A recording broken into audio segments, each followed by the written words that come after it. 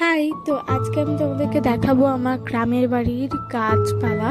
তো চলো দেখাই। এখানে প্রচুর কলা গাছ ছিল, মানে চারিদিকে শুধু কলাই কলা চাষ হচ্ছিল। যেহেতু চাষ হচ্ছিল আমি একটু মানে কলা বাগানটা ঘুরে দেখাচ্ছিলাম যে এখানে প্রচুর কলা গাছ। আর মানে চারিদিকেই হয়তো কলা চাষ হচ্ছিল, চাষ করা হয় এখানে। আর এখানে প্রচুর চাষের জমি আছে। তো আমি তোমাদেরকে দূরে নিয়ে গিয়ে একটু ভেবেছিলাম দেখাবো, বাট আমি ঠিকঠাক করে দেখাতে পারিনি, কারণ হঠাৎ করেই না বৃষ্টি চলে আসে আর ফোঁটা ফোঁটা বৃষ্টি পড়ছিল আর খুবই মেঘলা ওয়েদার ছিল, তাই বেশি দূরে যেতে পারিনি। আর ওই দূরে পটল গাছ ছিল, মানে পটল চাষ হচ্ছিল, তো ওখানে ভেবেছিলাম যাবো, বাট ওখানে নাকি মেয়েদের যেতে নেই। তো সবাই বলছিল বলে আমি আর যাইনি।